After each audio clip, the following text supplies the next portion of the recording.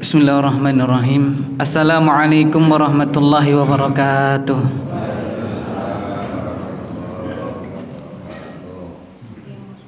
Innal hamdalillahi nahmaduhu wa nasta'inuhu wa nastaghfiruh wa na'udzu billahi min syururi anfusina wa min sayyiati a'malina.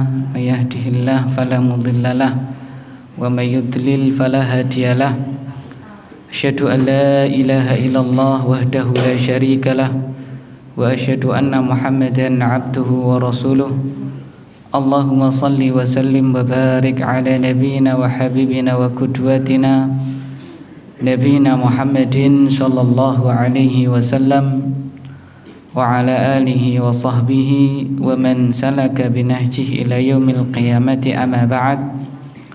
Qala Allah ta'ala fi kitabihil karim, ya ayyuhalladzina amanu taqullaha haqqa tuqatih wa la tamutunna illa wa antum muslimun. Wa qala rasuluna Muhammadun sallallahu alaihi wasallam, man yuridillahu bihi khairan yufaqihu fid din. Amma ba'd. Para jamaah yang dimuliakan Allah, a'azzani Allah wa iyyakum jami'an, kaum muslimin wal muslimat rahimani Allah wa iyyakum. Segala puji hanya milik Allah Subhanahu wa ta'ala yang telah memberikan kepada kita berbagai macam curahan nikmatnya. Di antara nikmat yang besar yang Allah Subhanahu wa ta'ala berikan kepada kita pada kesempatan pagi yang mulia ini, yaitu kita diberikan nikmat berupa bisa menjalankan ketaatan yang sangat banyak kepada Allah Subhanahu wa ta'ala. Nikmat taat kepada Allah Subhanahu wa ta'ala merupakan nikmat yang besar, karena nikmat ini tidak Allah Subhanahu wa ta'ala berikan kepada semua hambanya. Sehingga nikmat yang besar apabila tidak disyukuri, maka Allah Subhanahu wa ta'ala akan murka. Sehingga manakala kita sadar kita sedang diberi nikmat oleh Allah Subhanahu wa ta'ala, kewajiban kita adalah bersyukur kepada Allah Subhanahu wa ta'ala. Semoga dengan syukur kita kepada Allah Subhanahu wa ta'ala, nikmat yang telah Allah Subhanahu wa ta'ala berikan kepada kita ditambahi lagi oleh Allah Subhanahu wa ta'ala. Allahumma amin. Dan tentunya tambah nikmat yang terbesar bukan di dunia ini datangnya, tapi syukuran sisalaran. Besok insyaallah orang-orang yang syukur nikmat dengan cara membuktikannya, memperbanyak ibadah, baik itu ibadah yang berupa hati, ibadah yang ada di lisan, dan ibadah berupa arkan anggota badan, akan mendapatkan tambahan nikmat yang terbesar. Besok di hari kiamat akan dimasukkan insyaallah ke dalam surganya. Allahumma amin. Kemudian sholawat serta salam semoga senantiasa tercurahkan untuk teladan kita, panutan kita bersama, junjungan kita semua, baginda Nabi Muhammad sallallahu alaihi wasallam. Allahumma shalli wa sallim wa barik ala nabiyina Muhammad. Kaum muslimin wal muslimat, a'azzani Allah wa iyyakum jami'an. Dan di antara nikmat yang besar yang Allah Subhanahu wa ta'ala berikan kepada kita, bahwasanya tidak terasa kita sudah masuk hari yang keempat di bulan Muharram. Di bulan apa? Muharram. Kalau bahasa Jawanya Suro Tiro. Bukan Pak ya, Suro tok ya Pak ya. Nah, itu bulan Suro ataupun Muharram. Dan ini adalah bulan yang mulia, karena di antara bulan-bulan Allah Subhanahu wa ta'ala yang berjumlah 12, di antaranya ada 4 yang terhormat. Salah satunya adalah bulan Muharram. Sebagaimana Allah Subhanahu wa ta'ala di dalam surat At-Taubah ayat yang ke-36 berfirman, inna iddatash syuhur indallahi 12 syahra fi kitabillah Yawma khalaqas samawati wal ard minha arba'atun hurum dzalika dinul qayyim fala tadzlimu fihinna anfusakum. Al-ayah. Allah Subhanahu wa taala berfirman, inna iddatash syuhur indallahi 12 syahra fi kitabillah. Sesungguhnya jumlah bilangan bulan di sisi Allah Subhanahu wa taala 12 fi kitabillah, di dalam kitabnya Allah. Yauma khalaqas samawati wal ard, pada hari dicipta langit dan bumi. Jadi sejak dicipta langit dan bumi, jumlah bulan itu sudah berapa? 12. Minha arba'atun hurum, dari 12 tadi 4 adalah bulan yang terhormat. Dzalika dinul qayyim, yang demikian itu adalah agama yang lurus. Fala tadlimu fihinna anfusakum, janganlah kalian mendolimi di dalam bulan-bulan tersebut, di dalam 4 bulan yang terhormat tadi, jangan kalian dolimi diri kalian sendiri. Allah Subhanahu wa taala dengan tegas menyatakan di dalam surat At-Taubah tadi, di antara 12 bulan ada 4 bulan yang terhormat. Lalu muncul pertanyaan, ya 4 bulan itu apa saja, kan gitu ya. Maka metode terbaik di dalam menafsirkan Al-Quran yang pertama adalah yufassarul Quran bil Quran, sebagaimana dikatakan di dalam kitab Usul Tafsir ya, Syekh Muhammad bin Shalih Al-Utsaimin menerangkan yang paling baik itu adalah yufassarul Quran bil Quran. Al-Quran ditafsirkan dengan apa? Al-Quran. Kedua, selanjutnya adalah yufassarul Quran bis sunnah. Al-Quran ditafsirkan dengan apa Pak? As-sunnah, ya kan? Yang selanjutnya adalah yufassirul Quran biqaulis sahabah. Ditafsirkan Al-Quran dengan perkataan apa?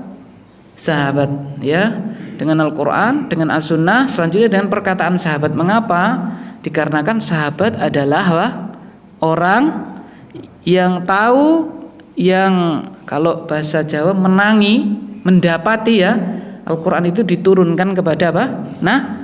Nabi Muhammad sallallahu alaihi wasallam. Karena terkadang bila kita menafsirkan, contoh yang ringan saja ya, sebuah tulisan, bila kita tafsirkan, kita baca saja tanpa mengetahui sebab turunnya, intonasi di dalam menyampaikannya, akan beda ceritanya ya, akan kadang-kadang salah persepsi.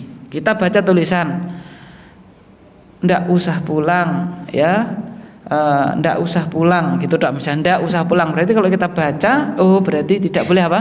Pulang. Tapi kalau kita dengar langsung, rasa mulai dolan wae, ndak usah pulang, apa? Dolan wae gitu, rasa mulai dolano wae. Apakah itu perintah Pak? Rasa mulai dolan wae gitu, apakah itu perintah? Padahal tulisannya kalau kita baca, ndak usah pulang, udah main aja kan gitu. Tapi ketika kita mendengar intonasinya, berarti ini adalah sebuah apa? Larangan kan gitu kan.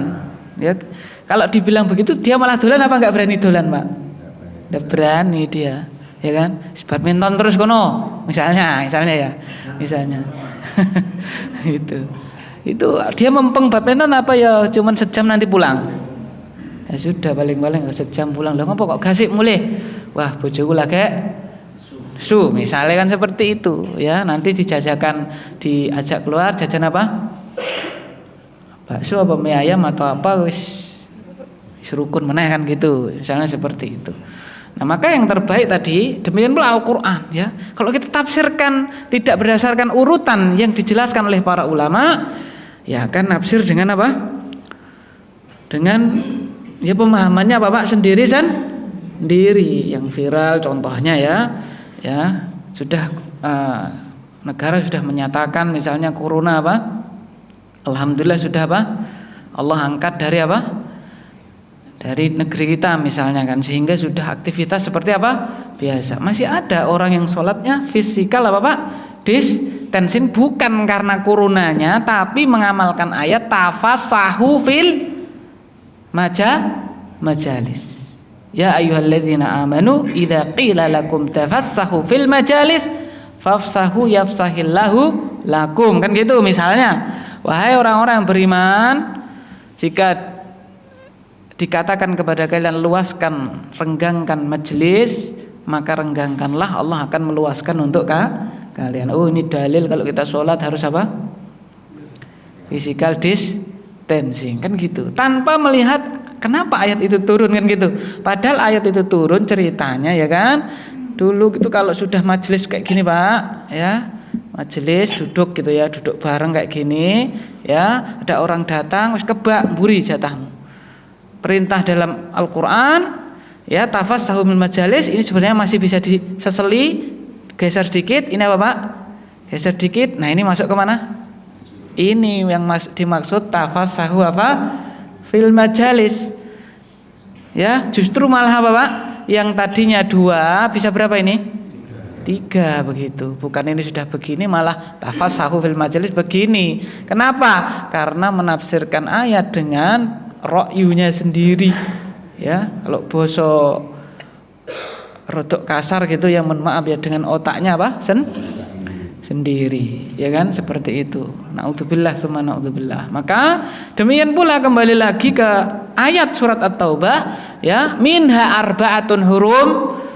Ya, ada 4 yang terhormat. Apa kalau kita tafsir sendiri dikira-kira wae kan berarti Ramadan kan gitu misalnya. Syawal kan gitu. Tafsir apa Pak sendiri. Seperti itu. Ternyata Rasulullah Shallallahu Alaihi Wasallam telah menafsirkan 4 bulan terhormat itu adalah apa saja sudah ditafsirkan oleh Rasulullah Shallallahu Alaihi Wasallam. Maka itu yang kita ambil. As-sanatu itsna asyara syahra minha arba'atun hurum. 1 tahun ada 12 bulan. 4 diantaranya adalah bulan yang terhormat. Thalathatun mutawaliyat, yang 3 berurutan, Dzulqa'dah, Dzulhijjah, Muharram. Yang keempat apa? Wa Rajabu Mudhar ma baina Jumada wa Sya'ban. Yang keempatnya adalah Rajab, yang terhimpit antara Jumadil Akhir dan Sya'ban, ya kan, Rawahul Bukhari. Begitu berarti 4 bulan terhormat itu adalah Dzulqa'dah, Dzulhijjah dan Muharram, serta nanti ya adalah setelah Jumadil Akhir Rajab. Berarti kita sadar tidak sadar dipertemukan oleh Allah 3 bulan berurutan, bulan yang terhormat. Yaitu apa Pak? Dzulqa'dah, lalu kemarin Dzulhijjah, dan sekarang kita bulan apa? Muharram. Ya toh? Masya Allah.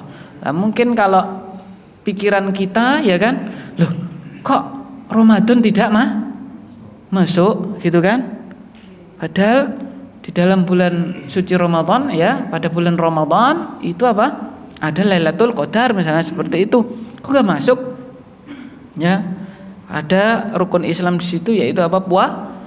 Puasa, seperti itu. Apa kata Ali bin Abi Thalib radhiyallahu taala anhu, lau kana ad-dinu birra'yi, ya kan, la kana asfalul khuf aula bimashihi min a'lah.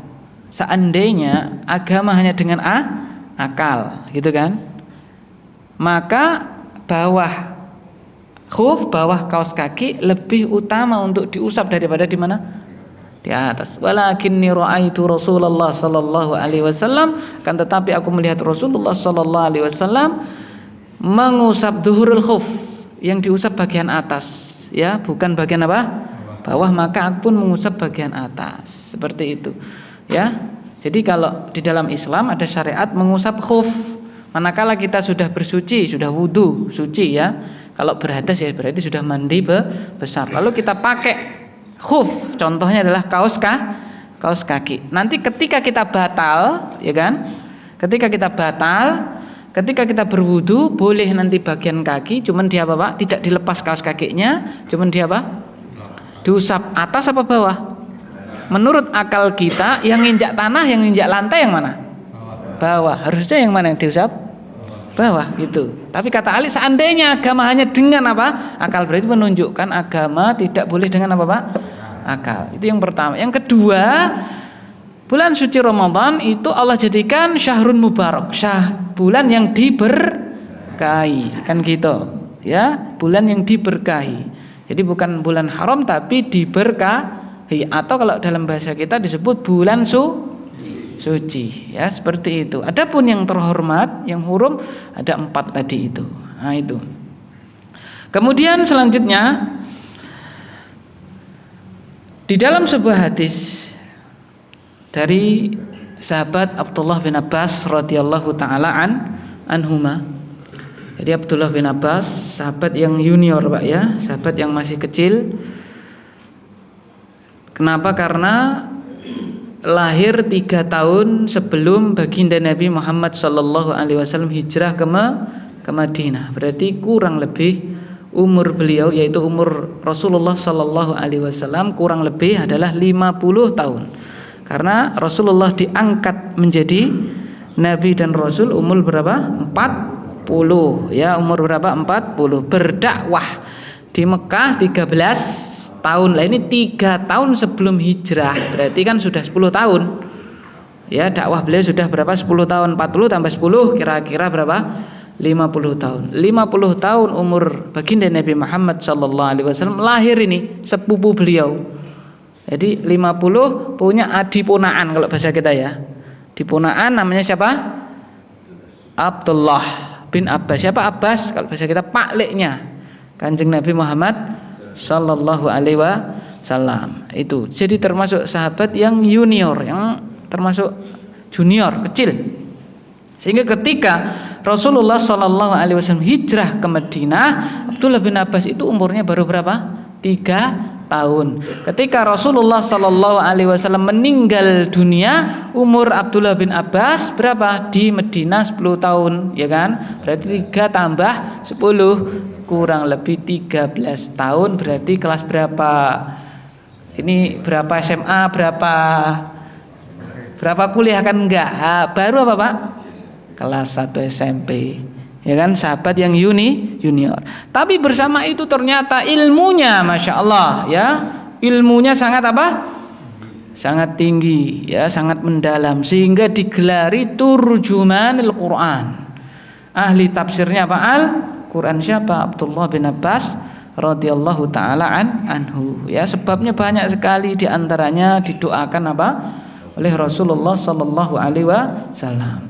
Ya, begitu. Allahumma faqihhu fiddin wa 'allimhu at-ta'wil. Ya Allah, ya Rasulullah mendoakan sepupunya ini, ya Allah, ajarkanlah kepada dia agama ini dan pahamkan ya dia itu terhadap apa? Takwil, tafsir Al-Qur'an. Dan kemudian sebab selanjutnya tidak hanya doa tadi, kemudian sebabnya apa? Abdullah bin Abbas pernah ditanya, ya, radhiyallahu taala anhuma. Bima nilta hadza, wahai Abdullah bin Abbas, kenapa Anda bisa mendapatkan ilmu yang seperti ini? Apa kuncinya? Ditanya seperti itu. Maka beliau menjawab 3 jawaban. Bilisanin sa'ul, wa biqalbin aqul, wa bibadanin ghairu malul. Ya, yang pertama bilisanin sa'ul, ya saya banyak bertanya karena saya sadar saya ini terlambat. Apa, Pak? Terlambat. Kenapa terlambat? Karena tadi ya kan 3 tahun itu baru apa? Nabi hijrah. Ya, Nabi meninggal baru umur berapa tadi? 13 tahun. Ya, berarti masih kecil kan. Kunci yang pertama, saya banyak bertanya. Berarti kalau banyak bertanya itu banyak belajar kan, seperti itu. Yang kedua, ya, wa biqalbin aqul. Setiap ilmu yang saya dapat saya masukkan ke mana? Ke akal saya, ke hati saya. Karena kita hidup di zaman kadang-kadang itu orang belajar masuk kanan keluar apa, Pak? Kiri. Yang penting mangkat sekolah, yang penting entuk sangu. Ya kan? Kuning sekolah sepenting ketemu konco, nggih. Yang ada di hatinya itu gendang apa, Pak? Mulih. Ya kan, seperti itu. Ya, jajan, gendang mulih, ya kan? Dan seterusnya. Seperti itu. Abdullah bin Abbas tidak memikirkan ilmu yang dia dapat. Dan yang terakhir, wa bi badanin ghairu malul, dan badan yang tanpa lelah untuk belajar. Itu 3 kuncinya ya. Beda dengan kita, Pak ya. Baru 15 menit sudah apa, Pak? Tuh, kadang-kadang nanti kalau sudah wasallallahu ala nabiyina Muhammad, assalamualaikum warahmatullahi wabarakatuh, piar padang lagi kan gitu. Itu kalau kita ya kan, seperti itu. Nah, Abdullah bin Abbas radhiyallahu taala anhuma meriwayatkan bahwasanya anna Rasulullah sallallahu alaihi wasallam qadimal Madinata. Ketika Rasulullah sallallahu alaihi wasallam datang ke kota Madinah. Fawajadal yahud siyaman yauma Asyura. Nabi mendapati orang Yahudi hari Asyura tanggal 10 apa Pak? Tanggal 10 Muharram ya. Ini kita tanggal 4 ya Pak ya. 4 berarti ya kurang lebih 6 hari lagi kan seperti itu. Mendapati orang-orang Yahudi puasa hari Asyura. Faqala lahum Rasulullah sallallahu alaihi wasallam. Maka Rasulullah sallallahu alaihi wasallam bertanya kepada apa? Mereka orang-orang Yahudi. Ini menunjukkan jawazus soal ghairil muslim. Boleh kita bertanya, ini dalil apa maksudnya itu menunjukkan bolehnya kita bertanya kepada non muslim gitu ya, berinteraksi, beromong-omong, ngobrol dan seterusnya kepada Bapak non muslim boleh. Ya kan Rasulullah bertanya kepada orang-orang Yahudi. Ma hadzal yaum alladzi tasumunahu? Apakah keistimewaan hari ini, yaitu hari yang kalian berpuasa padanya, hari Asyura tadi ya, seperti itu. Kalian berpuasa padanya. Pertanyaan Rasulullah. Faqalu, maka orang-orang Yahudi menjawab, hadza yaumun azim. Wahai Muhammad, ini adalah hari yang agung. Kenapa? Anjallahu fihi Musa wa qaumahu. Hari ini adalah hari Allah Subhanahu wa taala menyelamatkan Musa dan kaumnya. Wa aghraqa Fir'auna wa qaumah. Dan hari di mana Allah Subhanahu wa taala menenggelamkan Fir'aun beserta bala tentaranya. Fasamahu Musa syukran fanahnu nasumuhu. Maka Musa berpuasa padanya sebagai bentuk syukur kepada Allah Subhanahu wa taala, maka kami pun berpuasa padanya, ya kan seperti itu. Fanahnu, maka Rasulullah sallallahu alaihi wasallam bersabda, fanahnu ahaqqu wa aula bi Musa minkum. Fasamahu Rasulullah sallallahu alaihi wasallam wa amara bi siyamihi. Rasulullah sallallahu alaihi wasallam mendengar itu menjawab, kami lebih berhak dan lebih utama daripada Musa, ya, kepada Musa daripada kalian. Fasamahu Rasulullah, maka Rasulullah sallallahu alaihi wasallam puasa pada hari tersebut dan memerintahkan para sahabat untuk berpuasa padanya, muttafaqun alaihi. Jadi di bulan Muharram ini salah satu syariat yang hendaknya kita perhatikan, sekalipun hukumnya itu adalah apa? Sunnah adalah puasa hari Asyura, yaitu puasa tanggal 10 apa? Muharram. Lebih baik lagi ditambahi 1 hari sebelumnya dan 1 hari apa? Setelahnya, 9, 10, 11. Kalau terluput jangan sampai luput yang tanggal berapa? 10. Ya, karena Rasulullah sallallahu alaihi wasallam beliau bersabda, ya, afdhalus siyam ba'da Ramadan syahrullah al-Muharram. Sebaik-baiknya puasa setelah bulan suci Ramadan adalah bulan Allah, yaitu Muharram. Dan lebih spesifik lagi tanggal 10 Muharram, tanggal 10 apa? Muharram bulan ataupun hari Asyura, Rasulullah sallallahu alaihi wasallam beliau bersabda, siyamu yaumi Asyura inni ahtasibu 'ala Allah an yukaffira sanata allati qablah. Berpuasa pada tanggal 10 Muharram hari Asyura, aku mengharapkan kepada Allah an yukaffira as-sanata allati qablah, diampuni dosa-dosa yang setahun yang telah lalu, 1 tahun yang telah lalu, begitu ya, Masya Allah. Sehingga mari ya, saya mengajak kepada diri kami pribadi ya, dan umum kepada jamaah semuanya, mari kita perhatikan hadis tersebut. Kita berusaha nanti ketika tanggal 10 Muharram hari Asyura, atau lebih baik lagi 9, 10 dan 11, kita berpuasa pada hari-hari tersebut ya, karena fadilahnya yang begitu besar. Rasulullah mengamalkan dan memerintahkan para sahabat untuk mengamalkannya. Juga yang kaitannya dengan hari Asyura ataupun bukan ya, bulan Muharram, yang menarik juga riwayat dari Ibnu Abbas radhiyallahu taala anhuma. bahwasanya beliau meriwayatkan anin Nabi sallallahu alaihi wasallam, dari baginda Nabi Muhammad sallallahu alaihi wasallam, qal, bersabda, uridat alayyal umam, suatu ketika ditampakkan kepadaku, kata Rasulullah, suatu ketika ditampakkan kepadaku umat-umat terdahulu.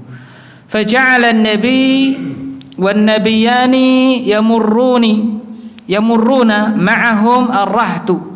Ya, ada satu atau dua nabi lewat, ya, bersama mereka pengikut nabi tersebut hanya ar-rahtu, segelintir orang. Ar-rahtu itu bilangan tidak sampai 10, ya, beberapa orang saja yang mengikuti siapa? Nabi, seorang nabi atau dua nabi tersebut. Wan nabi laisa ma'ahu ahadun, ada juga nabi belas tidak ada yang apa? Pengikutnya. Dari sini kita ambil pelajaran atau ambil benang merah bahwasanya tujuan dakwah itu bukan apa Pak? Bukan hasil, tapi prosesnya itulah yang dinilai oleh apa? Allah Subhanahu wa taala. Sehingga tidak boleh manakala kita berdakwah, kita ngandani gitu ya. Ketika kita lihat kok tidak ada apa? Hasilnya, berarti terus kita berhenti, tidak boleh seperti itu. Karena yang dinilai oleh Allah Subhanahu wa taala adalah apa, Pak? Prosesnya, upayanya, amalnya, dakwahnya itu. Ya, kira-kira nabi yang tidak dapat hasil ini, tidak ada pengikutnya, ya, besok masuk neraka apa masuk surga? Yang kedua pertanyaan, kira-kira apakah nabi tersebut keliru di dalam metode berdakwah? Oh, nabi ini keliru oleh dakwah gitu. Keliru apa tidak? Ya tidak, nabi itu langsung yang bimbing siapa? Allah Subhanahu wa taala. Kalau kita keliru dalam berdakwah mungkin, ya kan, pada orang tua, wani dan seterusnya misalnya, itu mungkin kita keliru. Kalau nabi keliru enggak? Ya tidak. Tapi kendati pun seperti itu, orang yang paling tahu metode berdakwah, orang yang paling tahu ajaran Allah Subhanahu wa taala, tidak ada pengikutnya, ya kan? Sehingga pelajarannya adalah yang dinilai oleh Allah Subhanahu wa taala adalah prosesnya, upaya berdakwahnya. Sehingga tidak boleh manakala kita berdakwah kok kelihatannya hasilnya tidak ada, atau hasilnya Bapak sedikit lalu kita Bapak berhenti di dalam apa berdakwah, ya. Kita sudah ngomongi anak kita, ya kan?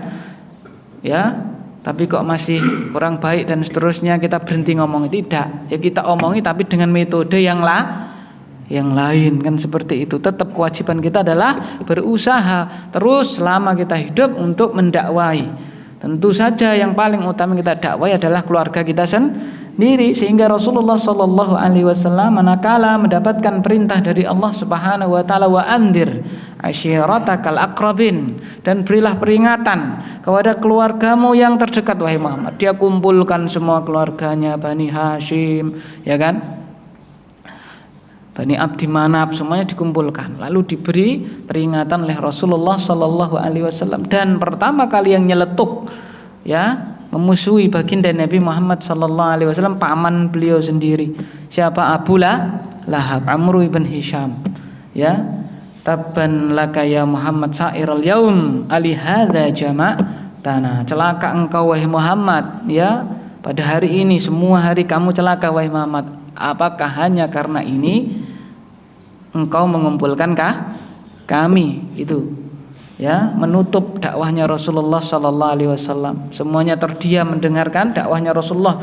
Dia nyeletuk untuk memotong apa? Dakwahnya Rasulullah sallallahu alaihi wasallam. Sehingga Allah turunkan ayat tabbat yada abi lahabi wa tab. Naudzubillah tsumma naudzubillah. Seperti itu. Kemudian Rasulullah sallallahu alaihi wasallam melanjutkan, hatta rufi ali sawadun azim fakultu mahada ummati hadhihi. Lalu setelah itu diangkat, ditampakkan sawadun azim, kelompok yang sangat banyak, ya, kelompok yang sangat banyak dari manusia. Maka Rasulullah berkata, mahada, apakah ini? Ummati hadhihi, apakah ini umatku? Tanya Rasulullah sallallahu alaihi wasallam. Qail, dijawab, bal hadza Musa wa qaumuhu, ini adalah Musa dan kaumnya. Faedah yang kita ambil, berarti umat Nabi Musa adalah umat yang sangat apa? Banyak sekali. Qila unzur ilal ufuq fa idza sawadun yamli'u al-ufuq thumma qila li undur hadha huna wa ha huna fi afaqis sama fa idza sawadun qad mala al-ufuq qila hadhihi ummatuka. Lalu dikatakan, akan tetapi Muhammad lihatlah ke sisi sana, sisi langit dan seterusnya. Ternyata di situ ada jumlah kelompok yang sangat besar, lebih banyak daripada Bapak yang tadi umatnya Musa dan siapa? Nabi Musa dan berserta umatnya lebih banyak. Lalu dikatakan itulah umatmu, berarti kita ambil kesimpulan umat Nabi Muhammad lebih banyak daripada umatnya Nabi Musa alaihi salam. Lalu dikatakan ya wa yadkhulul jannah min haula'i sab'una alfan bighairi hisab wala adab, dan masuk dari umatmu tadi yang banyak tadi itu 70.000 orang masuk surga tanpa hisab, tanpa adab. Jadi masuknya surga itu langsung ya, di atasnya VVIP. Kalau VVIP masih apa Pak? Masih diperiksa, baru dipersilakan apa duduk gitu, diperiksa kartunya. Kalau itu baru lihat langsung apa? Kalau kita carane, kowe to Mas? Langsung. Kan gitu. Tanpa hisab, tanpa apa? Adab. Berarti tanpa diadili, ya kan? Dan tanpa apa? Adab, langsung masuk mana? Surga. 70.000 orang. Nah, seperti itu. Setelah itu Rasulullah sallallahu alaihi wasallam masuk ke rumah beliau, karena rumah beliau mepet di mana Pak? Masjid, pintu masjid, keluar seret, jalan sedikit langsung apa? Rumah baginda Nabi Muhammad sallallahu alaihi wasallam. Seperti itu. Setelah itu para sahabat ya berbincang-bincang ya.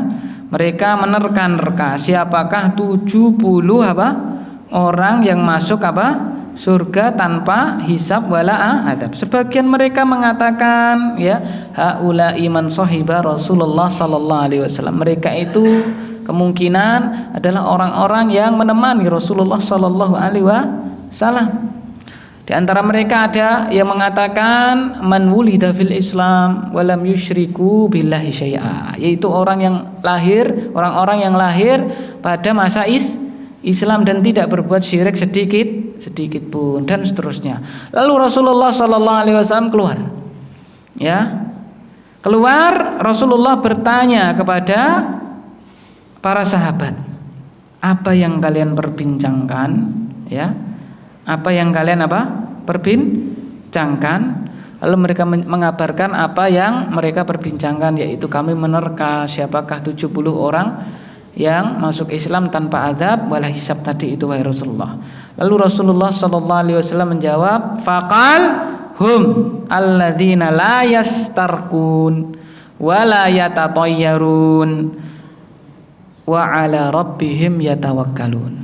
Mereka adalah orang-orang yang tidak minta ruqyah, tidak berbuat tatayyur, dan hanya kepada Allah mereka bertawakal. Rahul Bukhari. Jadi 3 kriteria. Apa Pak? Tidak minta diruqyah, lalu tidak tatayyur. Tatayyur itu apa Pak? Merasa akan ada sesuatu atau merasa sial manakala mendapati suatu perkara atau suatu benda atau sebuah kejadian. Merasa apa Pak? Sial dan seterusnya. Muharram ini berarti ra oleh mantu misalnya. Walaupun kita tidak memantukan anak kita pada bulan Muharram, kita pilih Syawal misalnya, karena itu memang bulan yang baik untuk pernikahan, sehingga Rasulullah menikah juga dengan Aisyah di bulan Syawal. Kendati pun kita tidak melaksanakan pada bulan ini, tapi jangan sampai ada keyakinan kalau saya nekat bulan ini nanti akan terjadi apa Pak? Seret ya, kecelakaan atau bebendu dan seterusnya, musibah. Ya hidupnya akan sengsara misalnya seperti itu, nanti tidak langgeng pernikahannya, naudzubillah. Tidak boleh seperti itu. Ya termasuk tatayyur.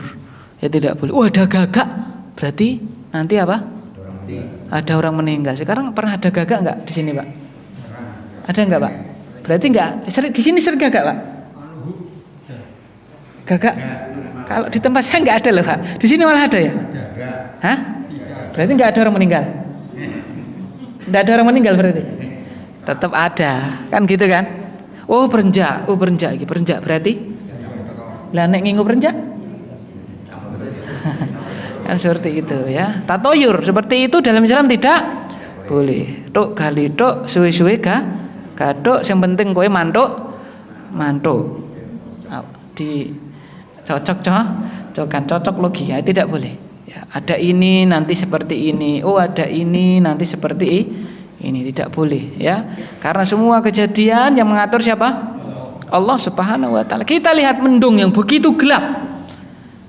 Yang kuasa menurunkan hujan siapa? Allah. Terkadang mendung gelap kita nyangka hujan, ternyata apa? Tidak. Ya kan seperti itu. Atau kita wah terang insyaallah kita berangkat tahu-tahu di jalan apa? Kodanan. Kan seperti itu. Apalagi perkara yang cuman kucing hitam lewat, gagak lewat, ada burung apa Pak?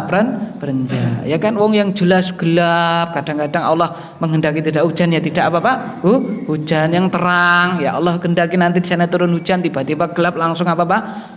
Hujan bisa. Ya. Nah, kaitannya dengan bulan Muharram ini jangan sampai ada keyakinan tersebut karena ini bulan yang terhormat. Mengapa kita kotori dengan keyakinan seperti itu? Na'udzubillah tsumma na'udzubillah. Maka seorang muslim hendaknya lurus akidahnya ya, hanya kepada Allah dia bertawakal, menyandarkan ya kan hatinya hanya kepada Allah bukan kepada selain Allah. Mungkin hanya itu yang bisa kita pelajari pada kesempatan yang mulia ini. Semua yang benar datangnya dari Allah Subhanahu wa taala. Ya, namun apabila ada luput dan salah murni dari diri kami pribadi, kami mohon maaf yang sebesar-besarnya. Wallahu taala a'lam bissawab. Subhanakallahumma bihamdik asyhadu an la ilaha illa anta astaghfiruka wa atubu ilaik. Wa sallallahu ala sayyidina Muhammad. Assalamualaikum warahmatullahi wabarakatuh.